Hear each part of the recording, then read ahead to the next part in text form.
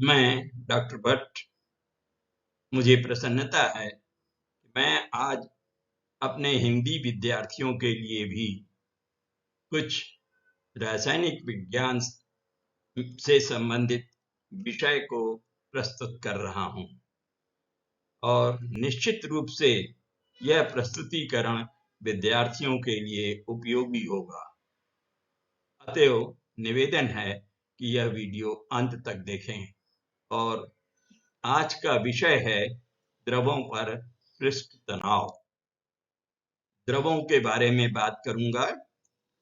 द्रव क्या होते हैं, उसमें ये पृष्ठ तनाव से क्या तात्पर्य है और एक प्रत्यास्थ झिल्ली द्रव के मुक्त पृष्ठ पर या ऊपरी सतह पर बन जाती है, क्यों बनती है और पृष्ठ तनाव से तात्पर्य क्या है तथा और इससे संबंधित तमाम बातें। अब आप देखिए, ये तो हमें विदित ही है कि द्रव की अपनी कोई शक्ल या आकार नहीं होता। द्रव जिस पात्र में लिया जाता है उसी की शक्ल को समाहित कर लेता है। अतएव हम यह भी अक्सर कहते हैं कि द्रव की शक्ति पात्र की आकार के बराबर होता है, पात्र के समान होता है।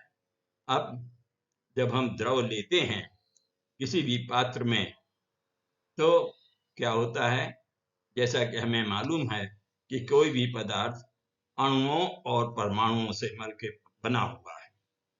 द्रव के अंदर तमाम अणु हैं और द्रव के ऊपर भी अणु हैं, ऊपरी सतह पर अणु हैं। इस ऊपरी सतह को हम बोलते हैं पृष्ठ।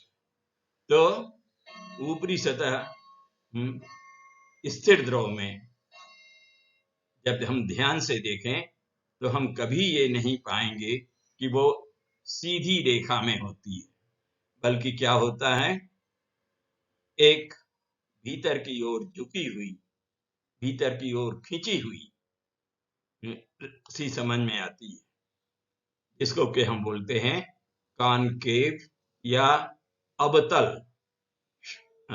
अवतल स्तर, कॉनकेव मेम्ब्रेन। तो कॉनकेव मेनिस्कस, तो ये जो खींची हुई झिल्ली है ऊपर की सतह पर, ऐसा लगता है कि द्रव नीचे की तरफ खींचा जा रहा है। हाँ, लेकिन पूरा द्रव एकदम अंदर तक नहीं जा पा रहा है। क्यों? क्योंकि कुछ प्रतिक्रियाएं होती हैं अणुओं में, द्रव के अणुओं में और पात्र के अणुओं में भी प्रतिक्रिया होती है। तो इसके कारण क्या होता है, द्रव, स्थिर द्रव की ऊपरी सतह या पृष्ठ पर उसके अणुओं में ससंजक बलों के कारण होने वाले बाह्य बलों को अप्रभावित करने की शक्ति को हम पृष्ठ तनाव कहते हैं। ये तो एक मोटे रूप से हमने यहाँ पर कुछ लाइनें लिख दी हैं, लेकिन यहाँ पर साथ ही साथ हमें ये पता लगता है कि कुछ बल लगता है, कुछ फोर्स लगता है, कुछ शक्ति लगती है द्रव के ऊपर। अब ये बल कैसा है, किस प्रकार से जल को प्रभावित करता है और ऊपर की सतह पर या पृष्ठ पर कैसे प्रभावित करता है, ये हम आगे समझने जा रहे हैं। और देखें कि ये बल कैसे होते हैं। अब आप देखिए, द्रवों को पृष्ठ तनाव को समझने के लिए द्रव पर लगने वाले बलों को समझना जरूरी है, उस पर ध्यान देना है।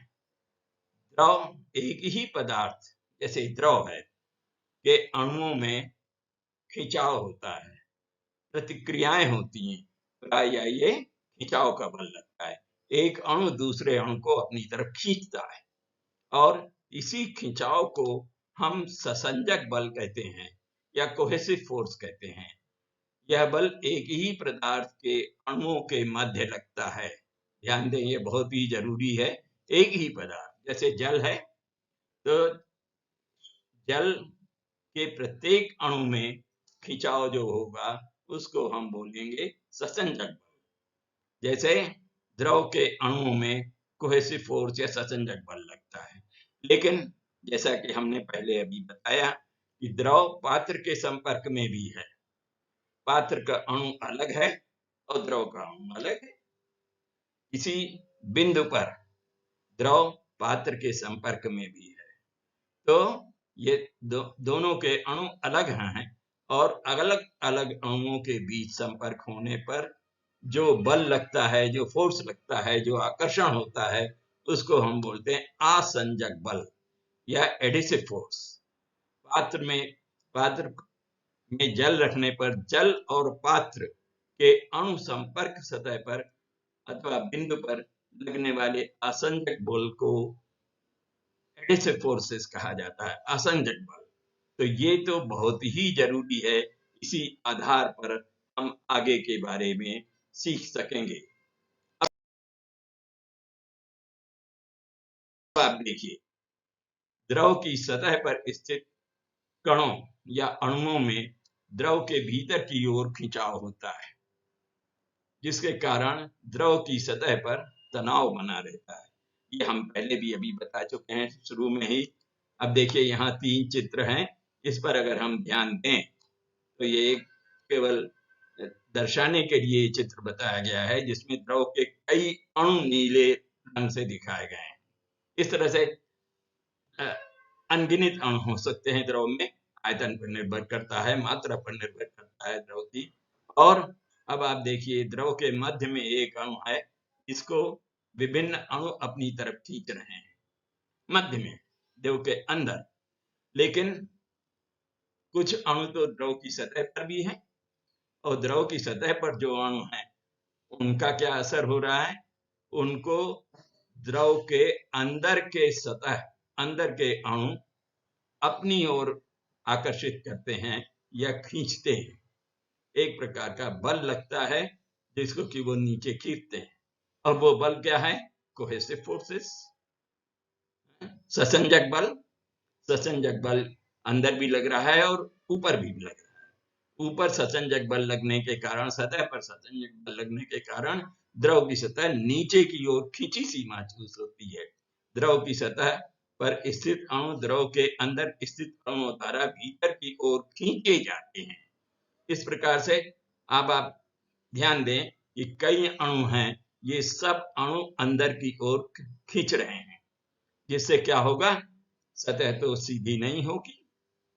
द्रव की सतह, पृष्ठ, ऊपरी सतह कभी सीधी आकार में नहीं होगी, बल्कि वो थोड़ी सी खिंचाव के कारण अवतल हो जाएगा।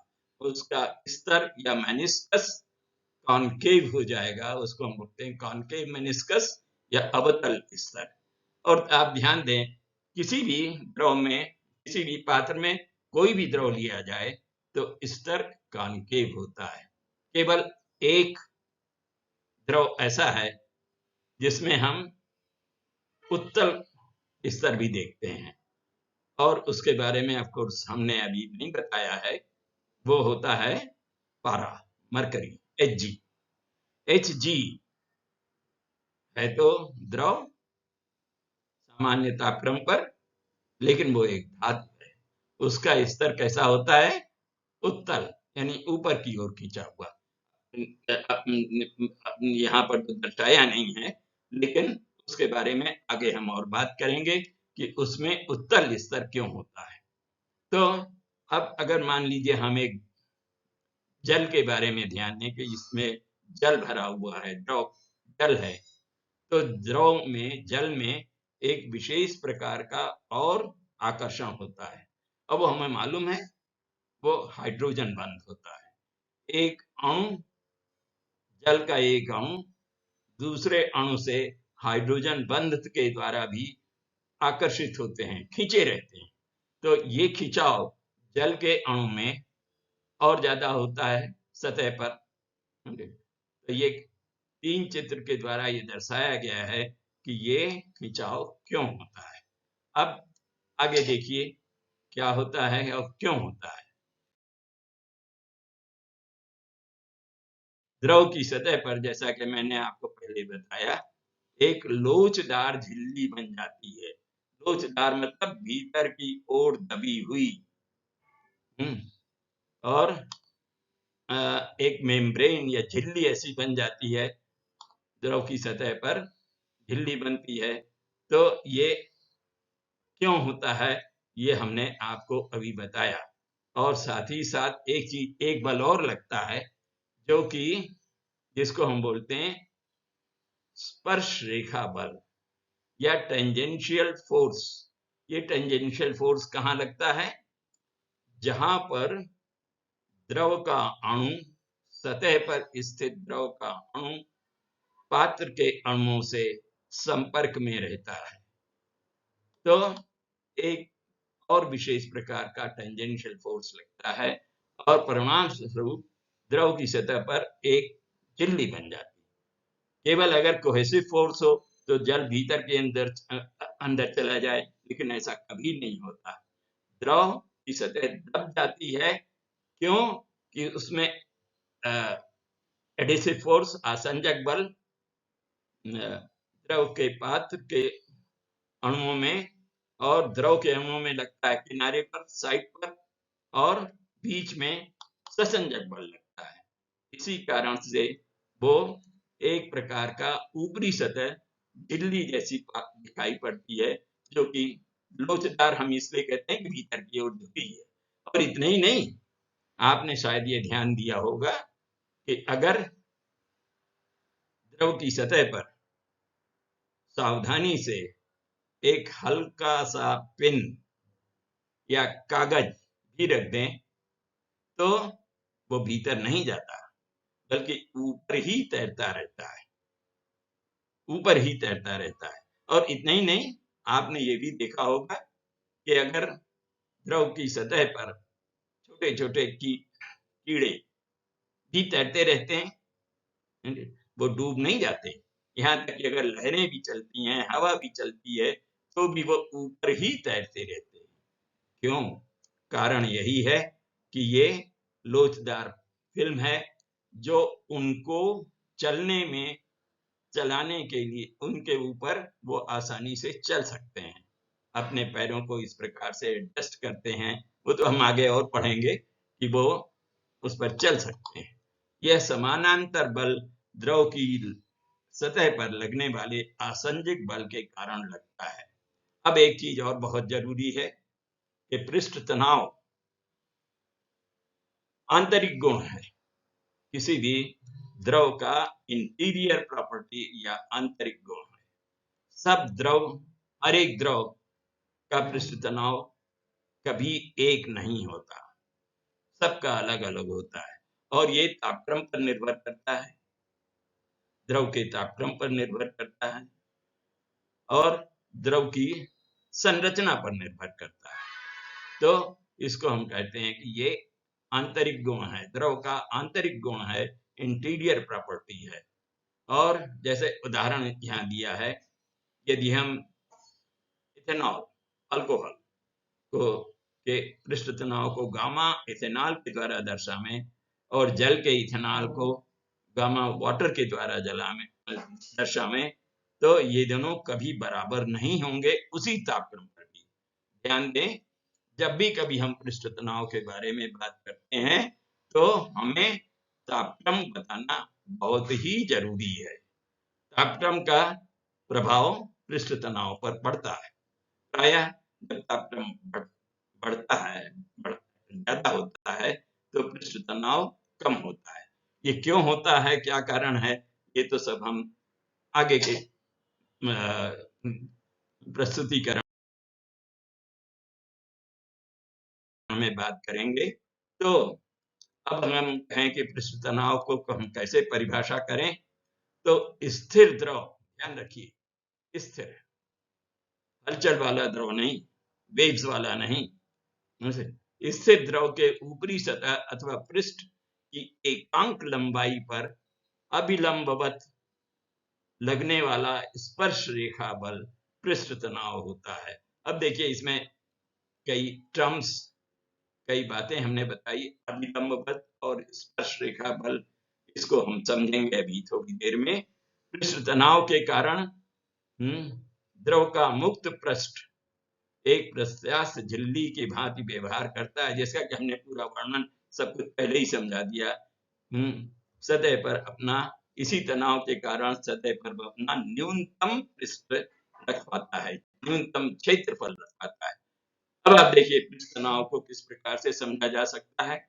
इसको हम थोड़ा सा फार्मूला बना के, ये सूत्र के द्वारा भी हम समझ सकते हैं, और इसके कई डेरिवेशंस, कई सूत्र हम भौतिक शास्त्र में भी अध्ययन करते हैं, उससे उसके न्यूमेरिकल्स भी करते हैं, सवाल भी करते हैं। तो अब अगर देखा जाए तो मान लीजिए ये द्रव का क्षेत्रफल है, ये केवल दिखाने के लिए बताया गया है ये चित्र कि कोई स्थिर द्रव है यहाँ पर और इसका क्षेत्रफल पात्र में इतना है, और इस द्रव के पात्र की कुल लंबाई L के द्वारा अगर दर्शाई जाए, जो कि यहाँ पर दिखाया गया है L, पात्र की लंबाई ही, अंदर की तरफ की लंबाई ही द्रव की लंबाई होगी, क्षेत्र द्रव के क्षेत्र की ऊपरी सतह की, और इस पर कुछ फोर्स भी लगता है, कुछ बल भी लगता है। ये कौन सा बल है? क्योंकि ऊपरी सतह पर अणु तो नहीं है, बल्कि प्रायः वायु होती है, वो भी कुछ फोर्स लगाता है, कुछ बल लगता है उसका, जिसके कारण कि वो द्रव में एक प्रकार का तनाव आ जाता है। और यदि हम पृष्ठ तनाव को T के द्वारा बताएं और अभिलंबवत बल यदि F के द्वारा दर्शाया जाए, और टोटल कुल लंबाई स्थिर द्रव की भीतर की ओर और सतह पर L के द्वारा दर्शाया जाए, तो पृष्ठ तनाव बराबर होगा F विभाजित L, F अपॉन L। पृष्ठ तनाव की इकाई क्या होगी? फोर्स की इकाई होगी, बल की इकाई होगी, और लंबाई की इकाई होगी। तो SI यूनिट न्यूटन प्रति मीटर होती है, और CGS यूनिट क्या होती है? डाइन पर सेंटीमीटर। लेकिन जब भी हम पृष्ठ तनाव लिखें या पृष्ठ तनाव के बारे में वर्णन करें, बतावें कि कितना पृष्ठ तनाव है, तो हमें तापक्रम जरूर लिखना पड़ेगा साथ में, ये ध्यान रहे। और इसीलिए यहाँ हमने कुछ सेंटेंस दिया है कि द्रव के मुक्त पृष्ठ के क्षेत्रफल पर खींची गई काल्पनिक रेखा के समानांतर, ये रेखा काल्पनिक है, इसके पैरेलल, समानांतर और अभिलंबवत जो फोर्स लग रहा है, समानांतर कौन सा फोर्स है? ये पात्र का अणु और द्रव का असंजक बल, जिसको कि हम स्पर्श रेखा बल के द्वारा भी बताते हैं। ये असंजक बल है, दोनों तरफ लग रहा है। और अभिलंबवत बल कौन सा है? जो कि द्रव के ऊपर जो भी वातावरण है, प्रायः वायु ही होती है, उसके दबाव के कारण पाया जाता है। तो T बराबर है F/L। तो इस प्रकार से द्रव के बारे में हमने पृष्ठ तनाव के बारे में कुछ बातें अभी बात की हैं। हालांकि ये स्वयं में परिपूर्ण नहीं है, आगे हमें और कुछ सीखना है और इसके बारे में बात करेंगे, वो आगे के इसमें प्रेजेंटेशन में, आगे के प्रस्तुतिकरण में हम जरूर बात करेंगे। धन्यवाद।